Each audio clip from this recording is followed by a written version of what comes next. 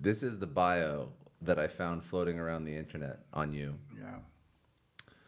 Lies. All lies. Yeah. So born and raised in landlocked Michigan.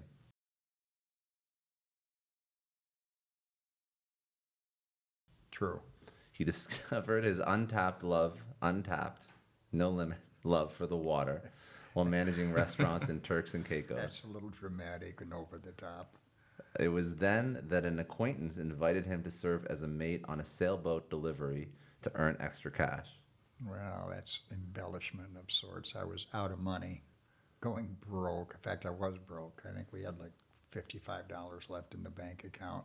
That's And there tough. was a little 3x5 business card or index card. Yeah. Said, mate wanted for sailboat delivery down to the British Virgin Islands. No experience necessary. That's all it takes. How That did you was find me. yourself in Turks and Caicos serving with no money? What to get paid to do? Well, the restaurant, No. But I mean, so you made a move. You weren't born and raised in Turks and Caicos. no. So you made a move. Yeah, made a move. Most people don't move to Turks and Caicos to serve at a restaurant. I wasn't serving, I owned it. Oh, you owned it. Oh, I thought you were serving. I thought it was like you were. Oh, so it was like No, the no. business was not going well. No. I understand. The Okay. casino that they were building right next door to my restaurant, Okay. or within, I mean, very close proximity, Okay. only made it up 2 floors when they ran out of money. Oh shit. Wait, so you owned the casino, but before No. you owned the restaurant, Mhm. but before that you were just trying to get a job. You got a job, and somehow you ended in Turks and Caicos, and you opened a restaurant. I'd had a couple of restaurants prior to that. So this is incorrect because it says managing. did you come up restaurants. with It doesn't say $55 he owned a then? restaurant in You had Turks and 50 Caicos. Yeah, it's like I said, not everything you read is true. Really? Yeah. I've never experienced that. Not Really? everything on the internet is true. No, it can. It must be That true, really but it comes is as a on the shock, internet. huh? Oh. Okay. So did you sell, or what happened? No, I just had to give it up. Oh shit. So you shut down those restaurants. Yeah. Oh. I can imagine you Running out of serving money people and you don't I like had it. to go to work. Yeah. Imagine captain comes to people like, I don't like the food with tough luck. Okay, you pussy. All right. You'll eat what I give you. Yeah. You read what I give you. Yeah. So at 35, you obtained your That part's captain's. true. That's when you obtained your captain's license. Left. That's when I started embarking on the journey to get it. Okay. You no. can't get a captain's license in a year. How long does it Impossible. take? Well, in order for the Coast Guard to allow you to even sit for your first basic exam to get your master's, you have to spend 720 days at sea underway. Means the boat's got to be off the dock and moving. Hmm. And you have to verify that 720 days. Somebody's got to sign for your time. Mhm. And if they lie about your time, they're subject to, I don't know, 5 years in prison and $250,000 So, fine. so your minimum two and a bit years to do this if you went out every single damn day. If you started tomorrow, Yeah. you'd have to stay out at sea for 2 years. Yeah. And So how that's- long it took you from the day you started to actually obtain the license? Took me about 5 years. Okay. Wow. So it was And pretty intensive. I worked at it hard. Wow. I was working on boats for nothing. Hmm. You don't have to pay me. Just sign my sea service form. Counts towards the hours. Yep, Interesting. counts for. And I could go on board as a cook, Hmm. a stew, That seems silly though, no? whatever capacity you're on board that boat in counts as time at sea. That's As very long as different. you're away from the dock. That's different than like pilot hours though, because pilot hours you have to be flying the plane for so many hours to get the license. But there's a certain regimen that you have to go through for pilot hours. Yeah. You know, you have to go to class. You know, for a second I had some respect to it because they gotta make sure you actually run a boat and you navigate through waves for 2 years. But no, you can be a cook, so it doesn't really give you technical experience, Well, specific experience. You could be a cook, but, and I've known some chefs that have decided that they wanted to get into the other aspect of it. Hmm. And so they've taken their sea time and then they've gravitated towards, learning the deck and learning the mechanics and learning everything else that they need That to they learn. should be. Because when you sit down to take the test, you could spend your 2 years as a cook at sea, but when you sit down to take the test, it's going to show exactly what Yeah. you know. You have to have experience. You have to really, Yeah. yeah. And you don't get that just by being a chef at sea. Interesting. Before we continue with this, obviously completely factual bio, 100% accurate representation of your life. Mm-hmm. What does being a captain actually mean? So the difference is it that you have people that are technically on staff? Is that like one direct report on staff on a boat? Does that make you a captain? Does that mean that you have to go through that whole process? No, when you're a captain, you are in command of the vessel, and anybody and everybody who's on board that vessel, you are responsible for. Whether it's a passenger, whether it's an engineer, whether it's a stewardess, if it's a dog, you're responsible for all lives, all souls on board. You know what? Do you remember that case, the Italian captain with the cruise ship that tilled over in the Mediterranean? Yeah. That jumped the ship. I mean, what's your take on this one? He was such a dumbass. I don't know the story. Okay, so in the Mediterranean, God, there what was was his a name? ship that was, captain. We got to talk. No. You got to talk to your parents about. Okay, so your That's- phone is on. That's the network calling right now. You need to take it? No. No. Okay. And what is it, Andy Cohen? I'll Who is blow it? 'em off. Tell Andy we're busy, right? Andy. Tell Andy Cohen, listen. I didn't mean I was blowing the network off intentionally. It's just for a little while. This is live podcast. I mean, raw podcast over here, guys. We're not editing anything for you guys. That's how cool we are. So anyway, what happened was there was a cruise ship, a large one in Mediterranean, maybe like 1,000 passengers. Or 600 Scatino. passengers. That was Scatino. his name. Yeah. Captain He Scatino. was going really close to the shore because he was with a girl and he wanted to show her how nice the shore is. So he came too close to a point that it actually hit the ground and the whole boat tilled over. And then eventually he escaped the boat before everybody else because his job is to If stay. you looked at it, if you looked at the topography, because they've shown it 100 times, the island sloped down very steeply. Mm-hmm. And you could get close to the island, But theoretically. not that close. But there's a prescribed course that all cruise ships have they've got a route Mm-hmm. that they have to follow. And he just decided, well, he wouldn't do that because he was trying to impress his chick. And he ended up killing a bunch of people, 35 people. I Oh, he think, killed died. People die. Well, I mean, He's not still in intentionally, but yeah. I didn't know this story. The thing was, he was supposed to stay on the boat and try to save, but he ended up jumping the boat and saving himself first, and that was This lame ass excuse that he used was, I felt I could better coordinate the rescue efforts from shore. well, it must be true, just like the How internet. many How many people were on this boat? A couple hundreds. It's a big cruise ship. Oh, maybe I have heard about this, but I'm not clocking it. Yeah. So it's not a small. No. cruise It's No, ship. no. Yeah, no.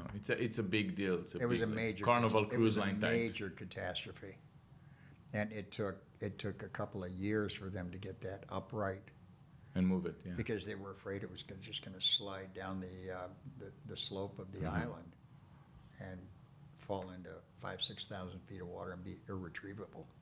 Jeez. So it was quite an engineering feat to get it. So what does upright. it take to move from a boat? You're doing about 200 feet or so on Mm-hmm. boats, right? To say like a Carnival Cruise Line size ship. Like what's the difference? Like it's just a more experience based on the size or number of people. What's the More experience, and when you get into the like cruise ship type thing, you're dealing with department heads. mm-hmm. You're dealing with a full complement of bridge officers. So rarely are you driving the boat. Interesting. It's the third officer or 2nd officer. They're at the helm. Mm-hmm. And you're telling them, what route to follow. Yeah. You What is program it what in is GPS. harder, in your opinion? A cruise ship, one of the largest cruise ships in the world, to captain that, or a boat where you're actually at the helm? Well, the difference is you're responsible for more lives when you're on a cruise ship. But to me, it doesn't really make any difference. One life, 100, 1,000, Yeah. you're still, do you want to be responsible for one person dying? No, obviously If that's not, the only yeah. person you've got on board? You know, I had a lady working for me, and she was CMO of a major cruise line. I don't want to say which one. And she told me, you have no idea how many people fall off the cruise boats, mostly when they're drunk. They don't report this. We call the Coast Guards. The boat never stops. They call the Coast Guards to pick them up, but they fall. and many times they don't find them, and you don't even hear about it. That's Yeah. normal? I told her how. For the Well, cruise I mean, she was nonstop? working for me for about 2 years, and I was trying to get it out of her. So like, just give me a number. Like, I can't tell you. I'm never gonna tell you that. It's crazy, and it's a big, big cruise line. Yeah. How many fall from your boat? And None. Zero. None. Well, I've only had one. Fall. Yeah, but you retrieve them, right? Yeah. You stop. Yeah, they don't stop. The other ones don't stop. They just keep on going. That's Insane, kinda right? fucked up, yeah. Man, that took a dark turn. Okay, Yeah. let's keep going down this jovial bio because it's less dramatic. We're going from people falling off Yeah. of cruise ships to joviality. Okay, so you obtained your captain license after you said 5 years, left the restaurant business behind to pursue his newfound passion, and then since then, the quote, "Running Against the Tide" author, that's your book, Yes, it is. has commanded more than a dozen super yachts. Next line is going to kill me and you. Lovingly known as Stud of the Sea. Is that how you're known? Are you I don't know lovingly? if lovingly is quite accurate, but it's something that's not going anywhere, obviously. He values the special bonds he forms on deck and always puts safety of everyone on board above all else. I think that's fair. That's Yeah. true. Yeah. Okay, so you're excited to this is probably some sort of trailer or prelude for a show. It says you're excited to return to the Caribbean this season with familiar faces, Chef Raisha Hargrove, Chief Stu Fraser Olander, and then it goes into more about the show. Yeah. So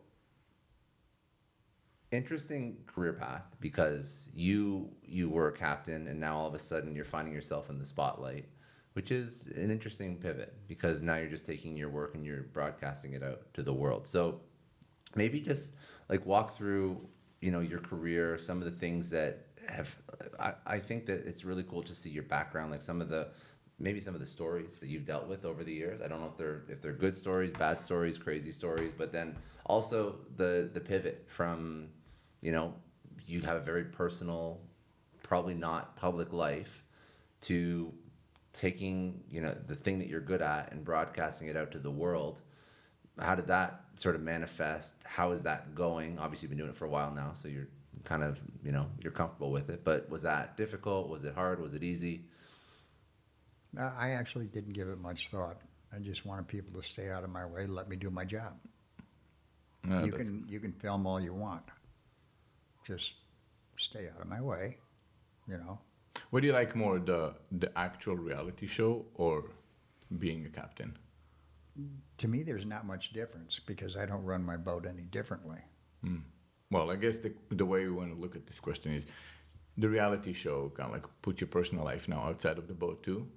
If it was shooting outside of the boat, but now you cannot sail, what would you say? Okay, you have to get rid of one, either reality show or sailing. What would you choose? The reality show. You would get rid of the reality show. Yeah. All right. Yeah.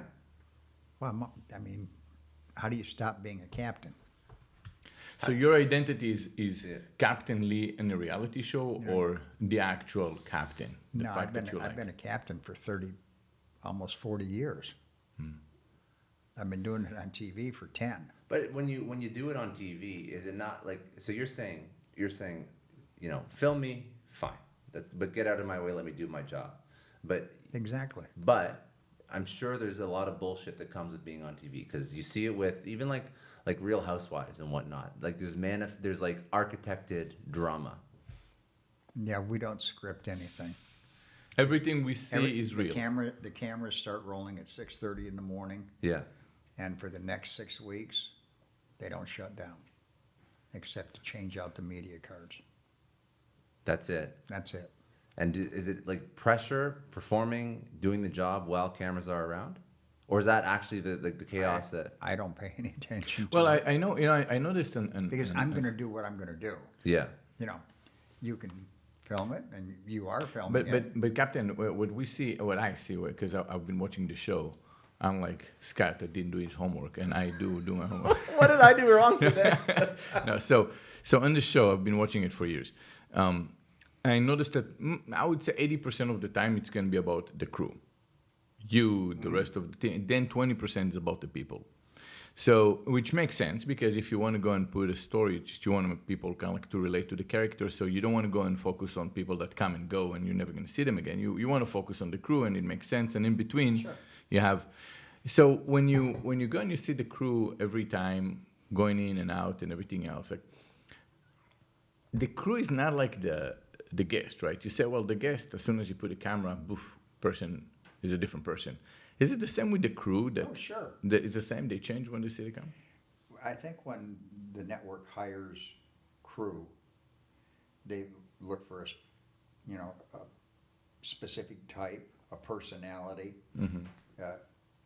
Whether it's an A or a B type personality, but they look for somebody that's probably going to play well on camera, going to play well on TV, and they see certain qualities in that person that are going to be entertaining. And the last thing that you want to see happen is as soon as the camera starts rolling, all of a sudden this person that you hired and their personality disappear. And then they morph into something that you've never seen before, and you go, oh, Jesus Christ. Do you have any say on this? What have I got now? Do you have any say on all this when we're talking about that? Like when you guys choose the cast members, do you have any say saying I don't like this person? Or there are past cast members that I wouldn't work with again. Okay. But as far as present, when we're getting ready to start a new season, here's your cast. But I do reserve the right to fire whoever I choose. Yeah. You're still a captain, so that doesn't change. Yes, that's one of the things that was tough for production to get used to, is that once you untie those lines from the dock, there's only one authority out there. And that's the captain. Period. So that no matter what, any person on that boat, the captain has the authority to confine them to quarters, put them ashore, whatever he needs to do to maintain the safety and the integrity of the vessel. Come And the closer to the people mic. on board. Yeah. But that's so. I think actually that's my point. It's interesting because when you operated like pre-TV, you didn't have to put up with any bullshit. You didn't have to put up with any bad hires, or if you did, you can get rid of them easily. So now it's like It still applies. still applies. Same thing. And do they even the cast they pick? Like you said, you don't have a hand in actually picking them, but what if you have a whole bunch of monkeys on board right now and you have to deal with what you have? They're characters, they're personalities. I'm just equating it to if I was forced into in a business, a team of people that were just all characters, didn't have proficiency, or they had arguable proficiency, but they weren't great. They were more hired for, how crazy they could look on camera. That would be an absolute nightmare, no? It would be if that's what they actually did, but they don't. Because they do have to have a certain degree of proficiency, because they have to get their STCW. They do have to have their credentials. Okay. So they never brought you on board. in unprofessional crew or something. Maybe there was one or two bad apples, but the rest were pretty There may be some decent. people that are green, just starting out, not as proficient as you'd like them to be, but teachable. I can deal with that. Yeah. Give me. So how many people have you fired that were part of the cast throughout the years? Well, since the show started, I've been trying to get through one season where I didn't fire at least one person. Wow. And I haven't made it yet. Wow. So every year. Don't you think I they think- want it to happen though now? And they're like, we need him to be that badass captain. They're planting people. I think my record for one season. This guy's an idiot. Bring him over. Like Yeah. he's gonna get fired. We need one. I think my record for one season is 4. If Wow. you look at it, that's half the crew. Almost half the crew. Wow. Which one stayed with you the longest? How many have stayed with you? Did anyone stay with you throughout the entire 9-10 years that you've been doing this? No, nobody's made it the full 10 years. Kate stayed with me the longest at 6 years. Okay. And people leave because of other reasons, right? I mean, Oh, sure. they become famous. They have other They options. get tired of it. They want to do something else. Get married. Yeah, a lot of reasons. They get pregnant. Yeah. It's interesting. So when you get on board, like, did you have any people that came on board that you guys had to break up fights and drunk and stuff like that? Does it ever happen? Physical? No. No. No, physical is just something that we don't tolerate at all. You know, no, I do have the authority to put somebody in cuffs and Yeah. put them in a room and lock them in there if I have to. Never in all my years of yachting have I ever had to resort to that. No. It's just, you're fired, you're a dick, get out of here. But you deal with like so. Here's If your you, plane ticket to back wherever we hired you from, yeah. go away. No, I'm talking about the guests, not the crew No, member. we've never had any guests even attempt to get physical. No. What's the We had some really dumbasses on board. I'm what sure did drunk you as have? hell, but What's the give us a story, something, a couple of things that Oh, happened. Dolores was one of the best ones. She got all liquored up, and she had this nice evening gown on at dinner, right? After dinner, she goes, "Gosh, it'd be so great to go for a midnight swim." I said, "Well, it probably would be, but no, that's not going to happen." Yeah. So she strolls down to the swim platform. I said, "Do not go in the water." If somebody goes overboard in broad daylight with current, wind, waves, it's virtually impossible to spot them again once you take your eyes off of them. Wow. If you can imagine, you're just trying to spot a head. You can't see anything below the waterline. A head, this big. Now I could throw a bright fluorescent green or orange basketball or a beach ball out there, you know, the size of the moon, and you'd be hard pressed to find it. And she wants to dive in the water in a black dress and Middle of the black night. hair in the middle of the night. And I tell her she can't do it. And she looks at me and just gives me the biggest fuck you look in the world. And dove in. Oh God. I was pissed. And I'm the kind of guy, I wear my emotions on my sleeve. I was pissed. I got her ass back there and I said, "Your fucking charter just ended." And I said, "Any of the people that are here with you, if they don't like it, their charter can end too."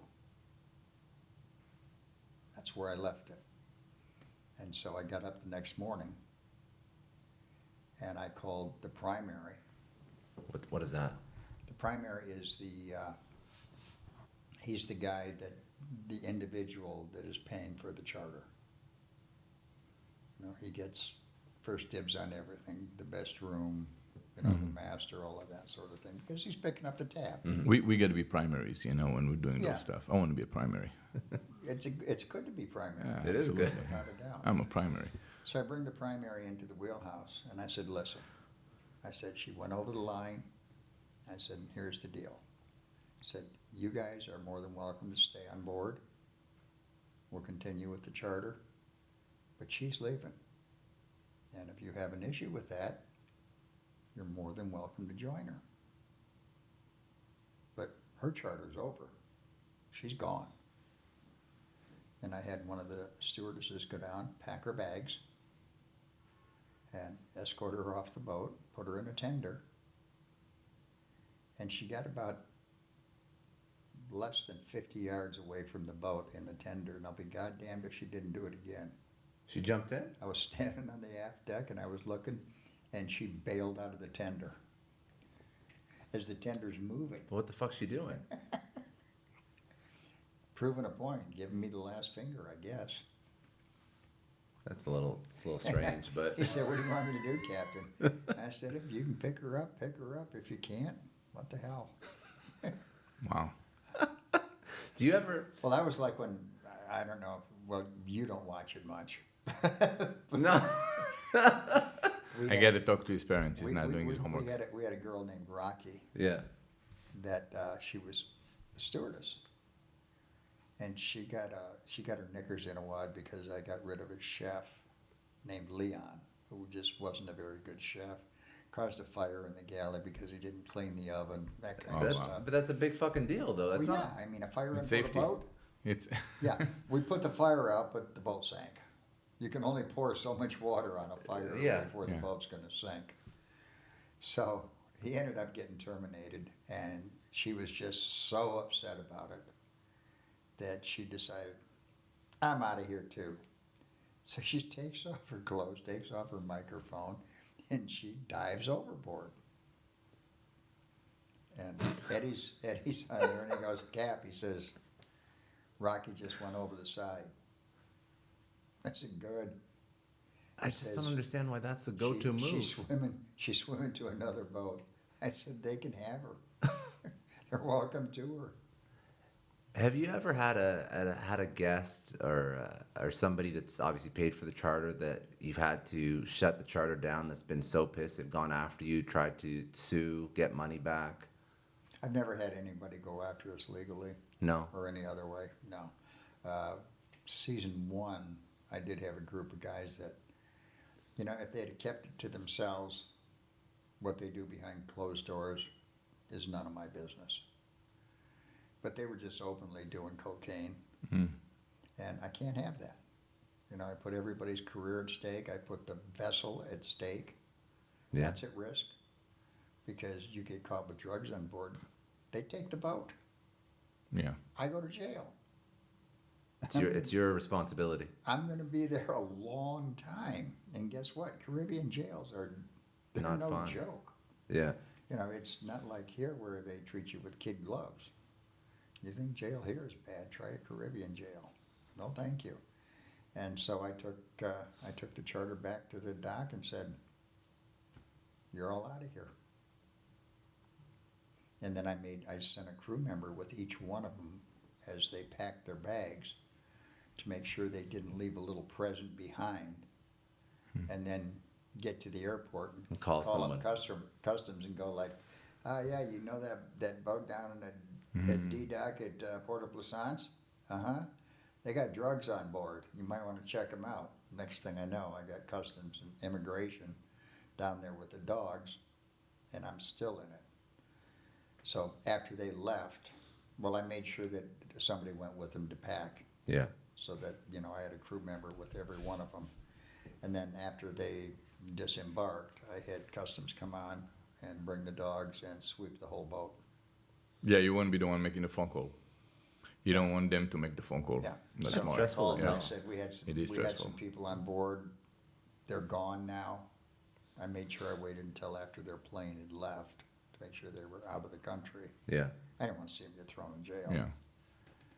And called up customs and said, Did you ever have bring the dogs. Did you ever have a cruise where you said, it's just not the day. Like I wish I didn't have to do this one. Maybe through weather, people, something, just everything goes wrong. Oh, every captain has been out at sea, and due to circumstances beyond his control, finds himself in a situation where he goes, "Oh God, I am not getting paid anywhere near enough to go through this shit." Mm. And you bitch about it, you moan about it, until you get to shore. As soon as you get to the dock, get tied up, go have a couple of pops. But don't And you have then- like and then you- radars? Then you go like, nah, it wasn't so bad. But don't you have radars very to go and sure. tell you? Can't you see already on the screen? Like, no, I shouldn't go on that. This is just the weather system coming over here. We should just not. No, if you're ever in any doubt, you don't. Yeah. It's just that simple. I'm just thinking of And like people will raise hell about it. Why can't we leave the dock? Why can't we do this? And it's not a democracy. You don't get a vote. it's like Jordan Belfort and when he sank his yacht. No, it's more like the helicopter ride with Kobe Bryant. The same Same situation. thing where he was kind of like telling his guy, let's go, and he told him it's not the Pilot right should have weather. drawn the line. Yeah. And said Yeah. no. That's your responsibility to do that. Yeah, so if you, The consequences are very steep. Expensive or death? yeah, Only two options. Yeah. What are you bartering with? Someone's life for a potential good time? I don't barter. You shouldn't. I don't. Never have. You can get all kinds of pissed off. You can jump up and down. You can tell me I'm never going to work in this business again. I don't care. Hell, I was looking for a job when I got this one. It's because you're dealing with, I assume you're dealing with egos that have the huge, money. Huge egos. Usually, Yeah. people that come to those charters, they're Don't well you off. know who I am? Yeah. I know exactly who you are, and I don't give a shit. No, can you imagine the types of people that rent charter yachts if they're not getting their way? Yeah, I mean, you. Billionaires are never, ever used to somebody saying no. That's just not in their vocabulary. That's not how their life works. That's for other people, but not for them, Mhm. you know, because they go, I don't care what it costs, make it happen. And they can do that, where most people Yeah, most people around them are going to be yes people, and I'd that's say where. like 99% of them are Yeah, and probably they're yes not people. used to having one telling them no, confronting yeah, them. and then they run Yeah. into me, and What's let's just say it's yeah. not always pretty.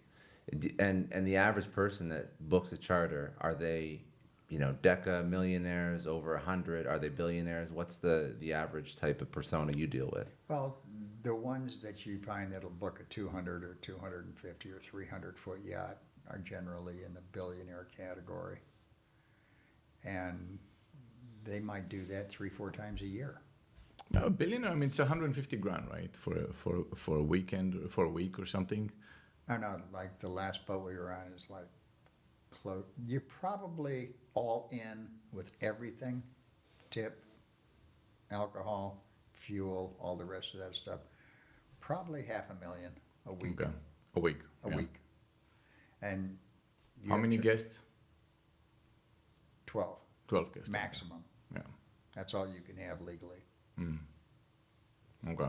So if you technically own a boat, like my neighbors on the other side, they own a boat. It's like 120 foot or so on. It's not 200, but it's 100. And they're on the boat about 120 days out of the year. That's It's- a lot. Yeah, and they told me they have a crew. They have 7-man crew, and it cost them about 1.1 million a year. That's the math. So with 7 crew, that means it's probably maybe 120 foot boat. Yeah, 120. Yeah. That's what it is. Yeah. It's probably a little light at 7, but probably needs 8 to do it properly. But yeah, that's about right. Maybe it's not including the captain. I don't remember exactly. It might be 7 or 8, something like that. And then what it also counts is the fixing, because there's always every year they have to go and put it in some repairs or some sorts or something like that. It's a boat. You always have to put money in it. Yeah, always. What are the It's a depreciating asset. Yeah, It's just never, ever Yeah. going to be worth what it's you in paid salt for it. water all the time. So yeah. But you Yeah, buy it, so and what do then you the what do you put elements. towards it? Say you buy, I don't know boat economics. It's a very rich conversation I hope to have someday. But when you buy it, say you buy a boat for anything from $25 to $50 million, what's the maintenance cost on something like that? You're going to spend, you have to have at least $5 million every year if you buy a $50 million boat. That's a Five- lot. On a 5 50. to 7.5 million every year that you don't care about. That you could just take, put in a pile out in the street, put a match to it, Shit. and walk away and go like, anybody bring the hot Yeah, dogs? but the way you think about this is, if you have a business that makes you about 50 million a year, you're not gonna take it all to heaven. You have already enough on the side. 7 million is a lot. Well, I mean, you can depreciate some of it on taxes. yeah. If you go and you bring in some people, you write it off as expenses, and then the rest of it comes down to, okay, look, that boat is owned by me. I'm gonna go and spend third of my money on leisure. Third of my money goes to boats, jets, all that stuff, and Yeah. that's the numbers. That's what it is. I mean, in their case, it's 1 point. And look, when you have 7-man crew, they make you all the food you want. They have enough food to last them for they have enough fuel to go from the Mediterranean to Florida and come back. And you get that boat, and it's always there. That crew always serves you, and it's 1.1 million a year, and you live like a king. What's the crew doing when they're not traveling? working. Working what? Say the boat's There's in dock. always something to do on a boat. So it's full time, 40 hours plus. Always. I mean, well, I Yeah. guess. Okay. Usually, like with my crew, it's a 9 to 5 job when we don't have guests on board. Okay. So, start at 8 o'clock in the morning, we're done by 4 or 5 in the afternoon. But what kind of work do you do when there is no one there? Were you fixing the boat, cleaning again from yesterday? There's always something on a boat that's broke. Uh-huh. Always. Yeah. I don't care, the boat that just came out and it's brand new and nobody's ever set foot on it yet. It's got something that's broke. Unreal. That needs to be Unfucking real. fixed. That's crazy. Yeah. There's nothing is ever perfect. Yeah, I don't know anyone any one of my friends that own boats, no matter how new they are or whatever it is. There's third of the time it's somewhere in the garage and they're complaining. But you start to Always. think it has Garage, to, I mean, no. it has to be Yeah. clean. The It has marina. to be clean from top to bottom, at least once a week, maybe twice a week, depending on where you're docked at. Hmm. Now, if you're docked anywhere where there's like a highway or something, just the road dust, means you're washing that boat 3 times a week. Now, if you've got a 200-foot boat, It takes some time to do. you've got 4 deckhands that are out there busting their ass Yeah. 8 hours a day, and as soon as, for 2 days, and then one day they don't have to wash it, and then the next day they do. Yeah. And you start all over again. And if it's washed, then it's got to be dried. And the decks have to be scrubbed. And then for those And the types, tenders have to be scrubbed. And then you've got all the toys on board that have to be exercised and used. Because otherwise, the next time you go out with the owner, and he says, I want you to put all the sea bobs in the water, and you haven't run them, battery's dead. Hmm. Well, why is the battery dead? Well, we didn't use it, we just left it. And then, yeah, no. It doesn't see a work. full-time There salary. is literally a checklist, I guess, that you have to have that's proprietary for every boat, right? That you say, I mean, it's the Oh, commonalities, but The then boat has to always be ready to go when the owner calls up and says, I want to go out. So it can't be, well, we're in the middle of washing the boat. If he says, I want to go out tomorrow, then you have to be ready to go. Crew has to be ready to go. Mhm. Everybody's got to be on their game. So that means all of the laundry has to be done, all of the beds have to be made, every refrigerator has to be stocked, the jacuzzi's got to be ready to be functional, can't be any leaks, the gym's got to be set up, got to have all the towels in, you got to make sure that the sauna's working properly, gets up to the proper temperature. You can't have any dust or any fingerprints on any mirrors anywhere on the boat in all of the guest rooms, all 6 of them, if there happens to be 6 on board. And, you just have to think what it takes to maintain a house. Well, quadruple that for a boat. That's what I'm understanding. So it's when you buy a boat, you buy a full-time staff. Yes, because after a certain size, your insurance company requires that you have what they call manning requirements. Mm. And your insurance company says you will have a captain on board all the time. You will have a first officer on board. You will have 2 engineers. You will have somebody for the interior. You will have a certain amount of deckhands. And this is the bare minimum that you have to hire. Now, usually the bare minimum that they say you have to have is nowhere near what you have to have when you've got guests on board. You could easily double it. I didn't realize this. Yeah, no, but boat And- is expensive business. Yeah, it's a very Your expensive. captains, entry level for a captain is $1,000 per foot per year. That's a good benchmark for That's- figuring yeah. out a salary. Okay. That's for entry level. Now, you want to hire, like, if somebody came up to me and said, well, I'm going to pay you, I've got a 230-foot boat, and I'll pay you $1,000 a foot per year. You better go find somebody else, because, no, I'm not doing it. That's your rookie. And if you think hiring experience is expensive, what do you pay for inexperience? Yeah. and then you'll go, yeah, okay, I get it now. I mean, it's like when you're flying, do you want to see a 22-year-old kid come strolling out of the cockpit of a 747? No, they're not. No. Imagine that, right? What about the rest of the salary? So you have your captain, that's a good benchmark, but then Yeah. say you have, Your chef is gonna cost you on a boat, say a 50 meter, 165 feet, is gonna cost you 8,000-9,000 a month. And they're only gonna work 11 months out of the year, but you're gonna pay them for 12. And if you're working for 12 months out of the year, you're gonna pay them for 13. Mm-hmm. You're gonna have a couple of engineers. Your chief engineer, if he's worth a damn, is probably gonna make in the neighborhood of just a little bit less than what you're paying your captain. Oh, wow. So if you're damn, paying, it's a lot of money. These are not Engineers. cheap My mom salaries. told me, go be an engineer. I didn't listen to her. They're not no, cheap salaries. engineers are, if you're paying your captain 15,000 a month, odds are you're paying your engineer 12 to 13 a month, Mhm. and then he's got an assistant. Because you have to have 2 engineers in a boat that size. It's preferable. Mhm. Your chief stew is gonna be making, on a boat that size,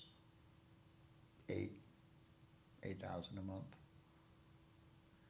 Plus, you're gonna have to pay for everything that they do. You're gonna pay for their shoes, you're gonna pay for their uniforms, you're gonna pay for their belts, you're gonna pay for their shirts, socks. The only thing you're not gonna pay for is their underwear. You're gonna buy all their toothpaste, you're gonna buy all their beauty products, buy all their toothbrushes, their deodorant, shampoo, conditioner. They're gonna have one closet down in the crew mess that is designated just for crew toiletries. See, this is where you listen and you set yourself up. If that is not a motivation to make it in life, then what is? Instead of You've thinking also about scared everyone shitless. who's looking no, at boats no, right now. no. That's what. You're right. You know what? It scares everyone or almost everyone. But if your mind is, Yes, no, true. no. I need to go and understand that I need to have an abundant amount of cash. That's going to be such an insignificant amount. Mhm. Because the last thing you want to do is nickel and dime those stuff. You said that is such an insignificant amount that I need to go and produce with a lifestyle business or investments that get me passive I don't income. think anybody thinks about even when they're coming up, even when they've sold a company for, $100 million. Nobody's thinking about the residual cost of owning a boat. Absolutely, they do. Well, When you sell a $100 business, million isn't really enough. No. You can own a boat, but it's gonna be really small. Yeah. yeah, not like those. Yeah, no, I'm thinking like, you look at a $100 nice million. number, $100 million, great exit for a great entrepreneur, Yeah. right?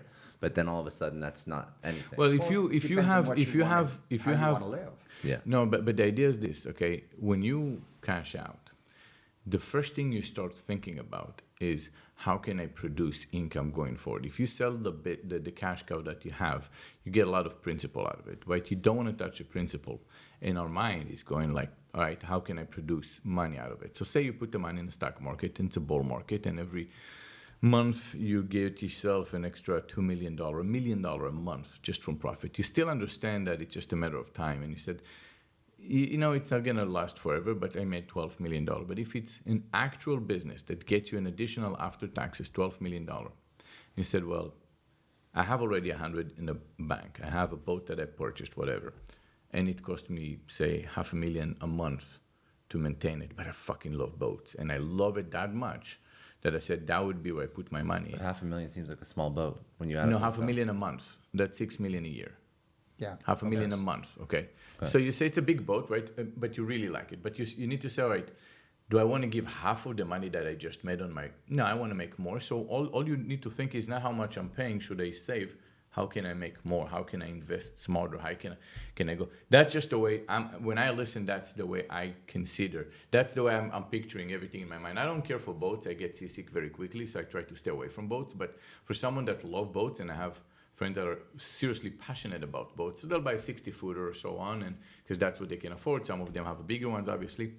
But the mind is, no, I need to go and produce so much that would make it 10% of my...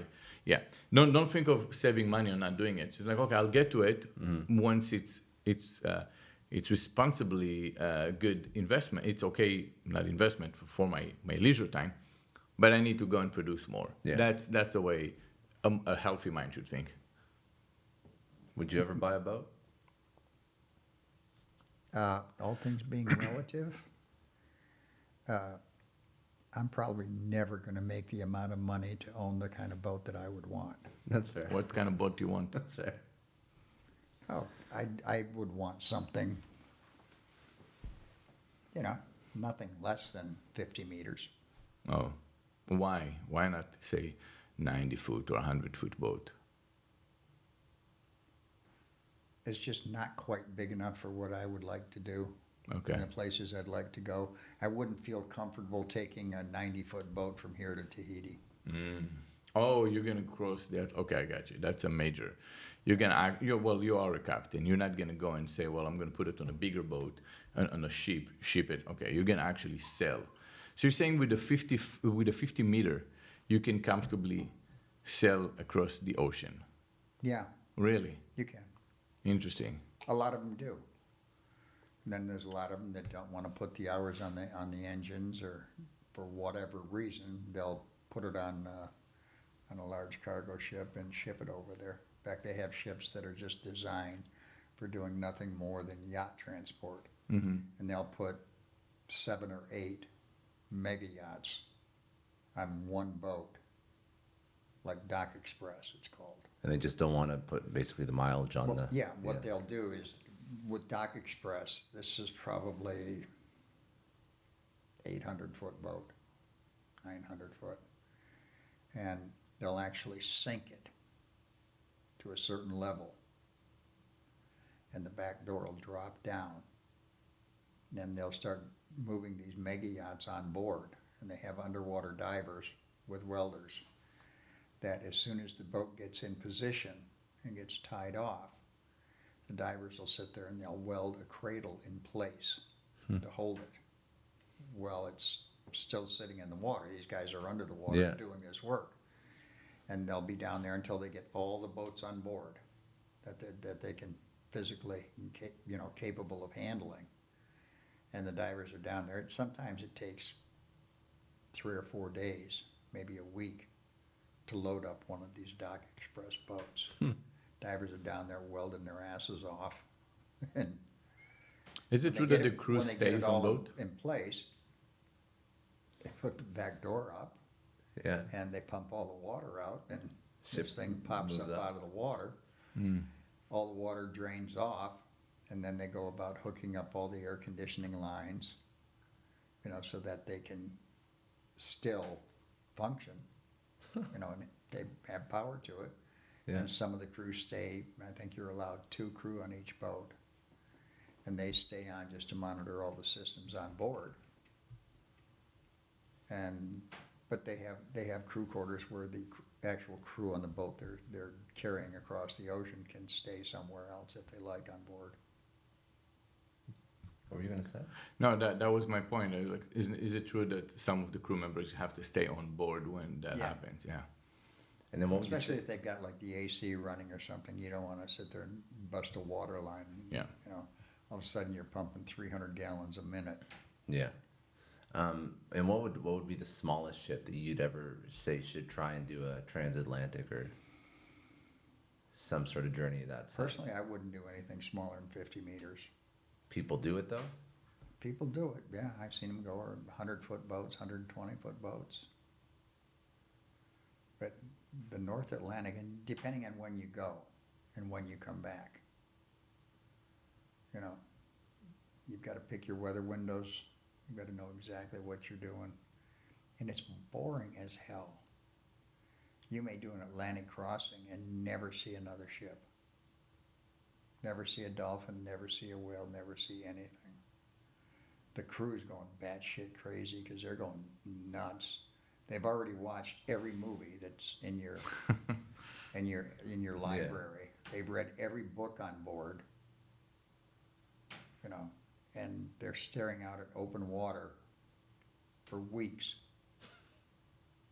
How long is the and journey? see nothing. Yeah. But how long is the journey from, say, the Mediterranean to Florida?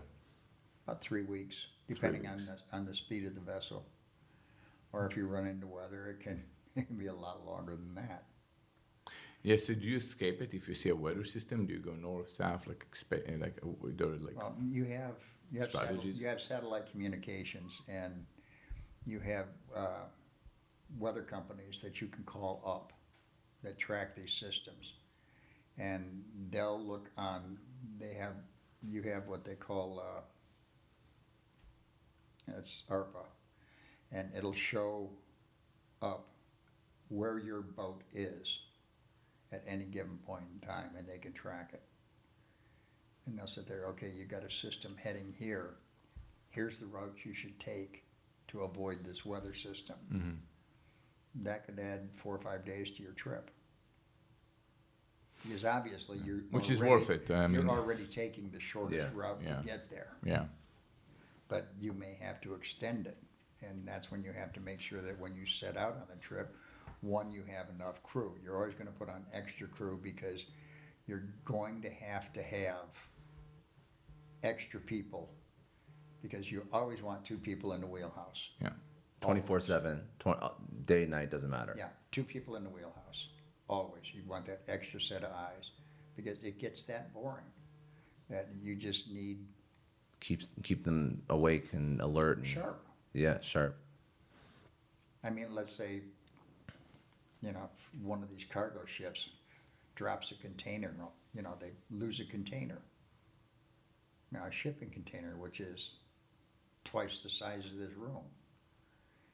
And it's floating 2 feet beneath the surface because it hasn't completely sunk yet. You have no idea, and you don't see it until the last second. Mm. And you hit it. You got all kinds of trouble. So Do you know people it happened to? I don't personally know. But it happens. Yeah. In the middle of the ocean, you or can. some of the, depending on what they're shipping. Like, you get up north, like in Alaska and places like that, where they're shipping logs. Mm. And some of these 100-foot trees, all of a sudden they fall off, and they'll sink vertically, Problem. You can straight up and down. Mm-hmm. And then, they're only 2 feet or 3 feet beneath the surface. You draw 10 feet or 12 feet. What happens if you hit something like that? If it breaches the hull, you've got serious problems. You better hope that your bilge pumps can keep it up, and you can get down there and stuff the hole. How long do you have? Depends on how big the hole is. Well, don't they have those little, I guess, sections of airs? If it breaks 1 or 2, the boat still floats, just like with the Titanic, that had fuel. Well, you do have watertight compartments. Yeah. Like if it were to hit up by the anchor pockets or something like that, that's a watertight bulkhead, Okay. and so you could confine it to that. But if it's that the area. side, that's where it's more dangerous, right? Because it Could can be, yeah. damage quite a few. Well, like Catino, that ripped a hole in the side of the boat that Yeah. was like,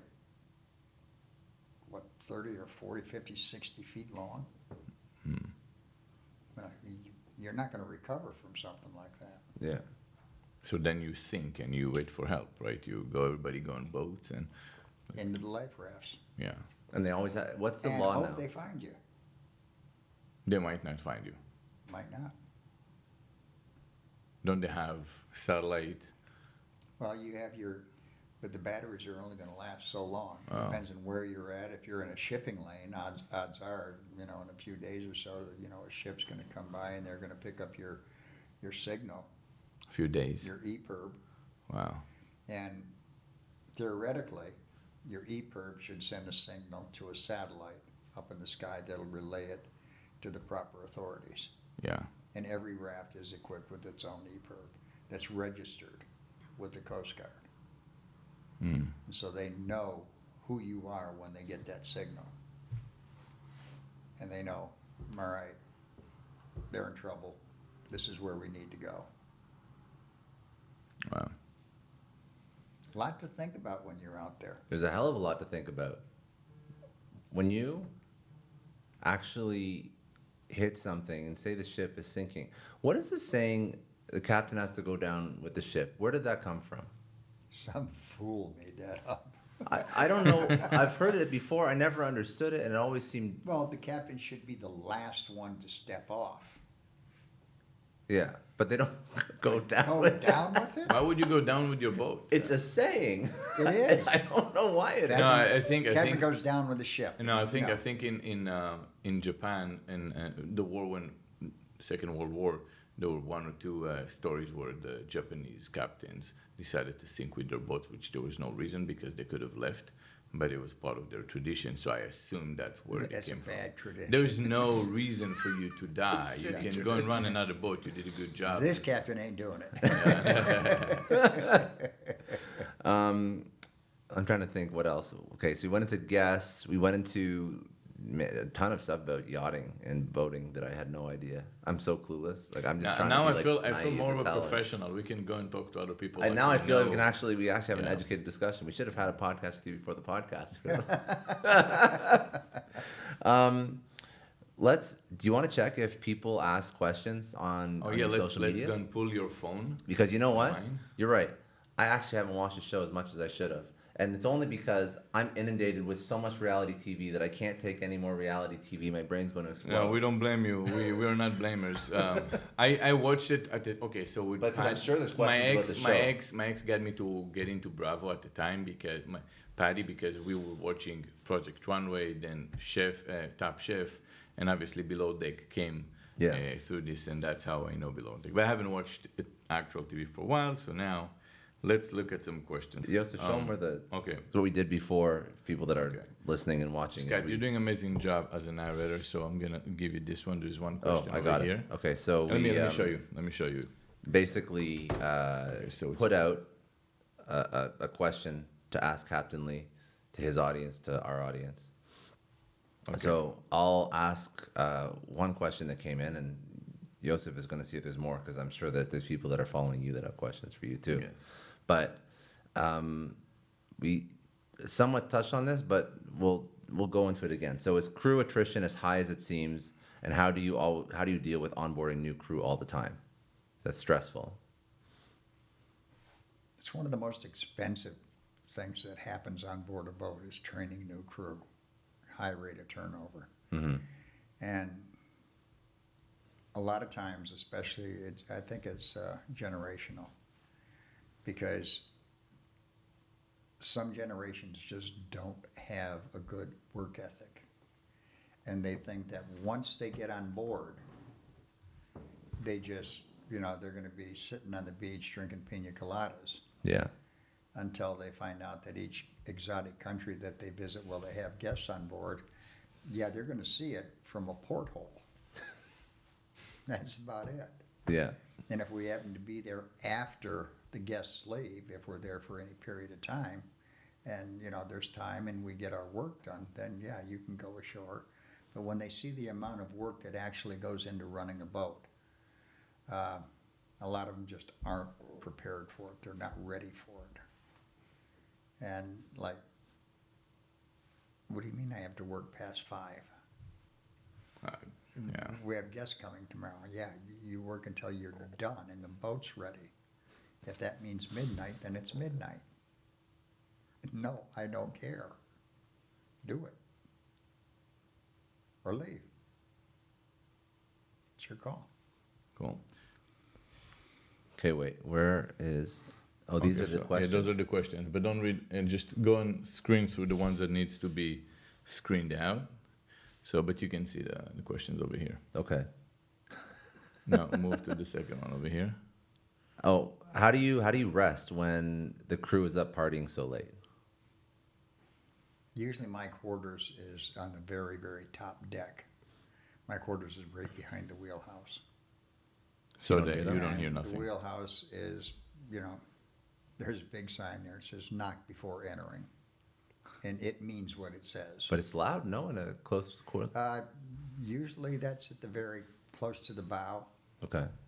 And most of the partying will take place, on the aft deck, in the party salon, in the bar area, which is, well back from the center line of the boat. It's not even close to being midships. You ever give him hell for showing up in the morning hungover? I have on occasion, As you should. Yeah. You should. and I have no sympathy. See. If it's a self-induced illness, like the bottle flu, Yes. yeah, I don't care. That's when you are fair game, your ass does belong to me, and I will sweat every ounce of alcohol you've ever ingested out of you. All right, so I have another one. Are you still in touch with some of the crew members who left the show? Sure. I don't even see where those questions are. I keep missing them. I'm sorry. So overall, we get a lot of other questions, but there are just a lot of things around. Yeah, we're not gonna read those over here. what are they? Doesn't matter. Okay. Well, yeah, you Okay. have to screen stuff. So, Captain was amazing. You gotta let me look at it. Ah, At least let man. me look at Yeah, it. well, okay. I'll let you look at one. It's, At one. One last one. one. Here it is.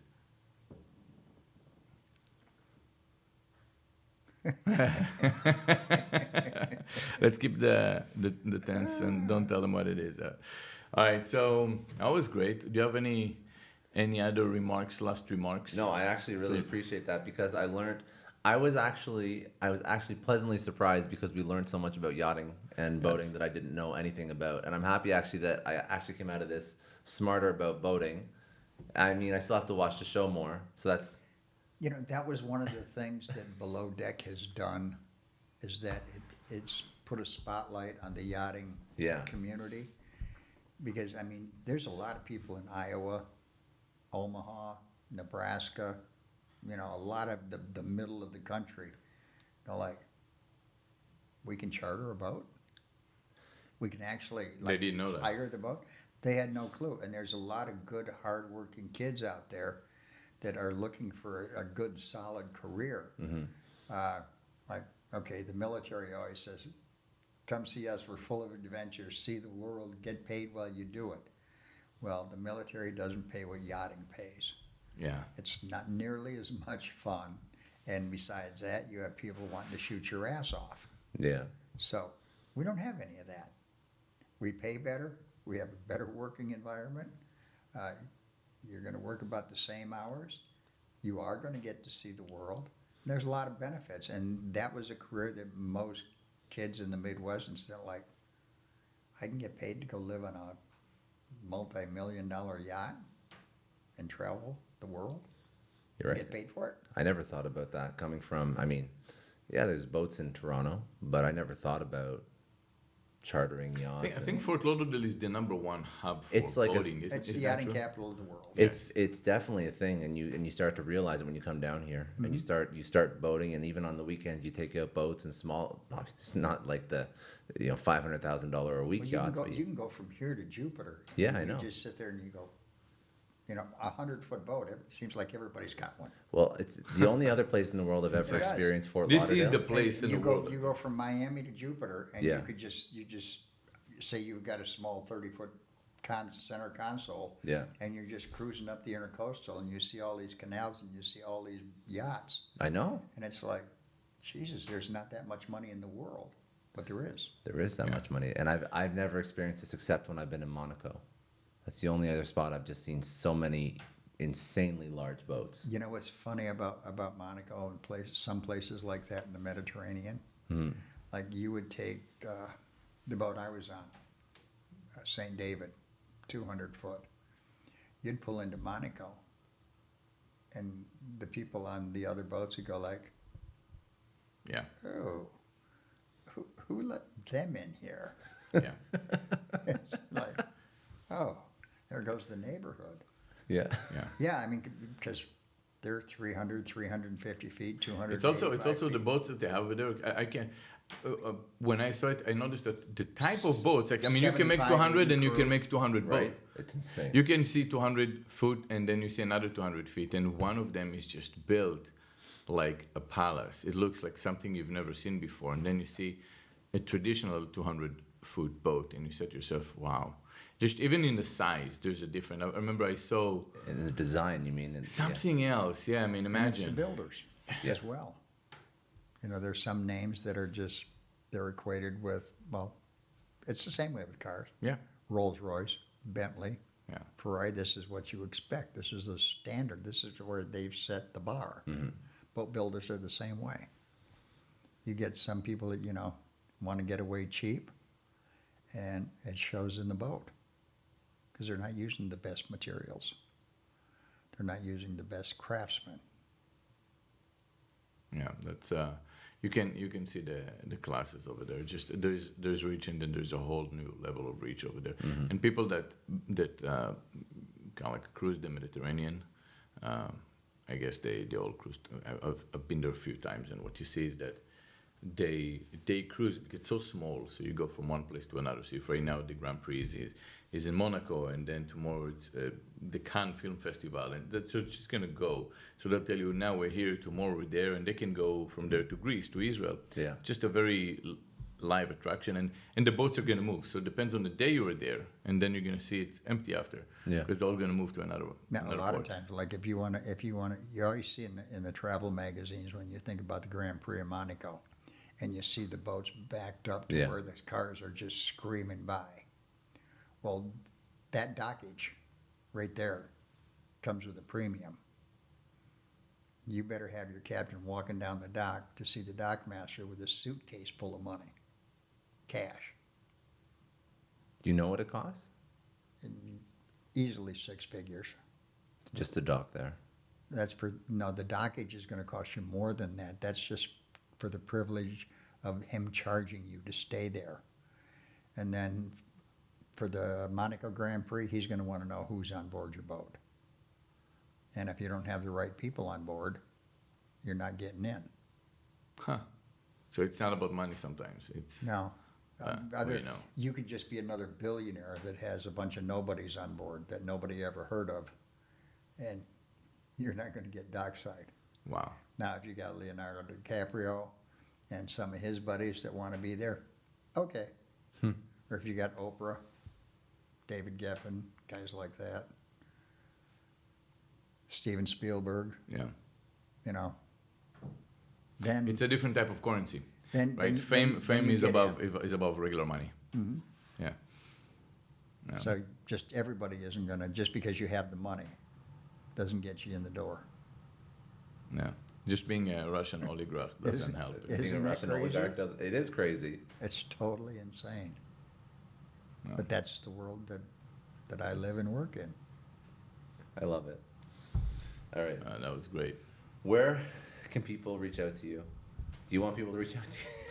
Do you I'll want give people them your address. Yeah. So what are you working on now? So people that are fans, you've been doing the show for what, 10 Oh. years now? Yeah, Okay, so you have a book, you've been doing the show for 10 years. What's next for everybody that I'm thinking of doing another book, Okay. cocktail table book, Okay. maybe of my Captain Lee-isms. I love that. Toying with the idea of a podcast. Good. Nice. And I got some other projects that I'm working on Good. that I'm not at liberty to discuss right now. Deal. I'm going to scare anybody off. Or I don't want somebody getting there before I do. Smart. Captain, listen, it was a pleasure. Thank you so much for being with us. Pleasure's mine. Thank you, And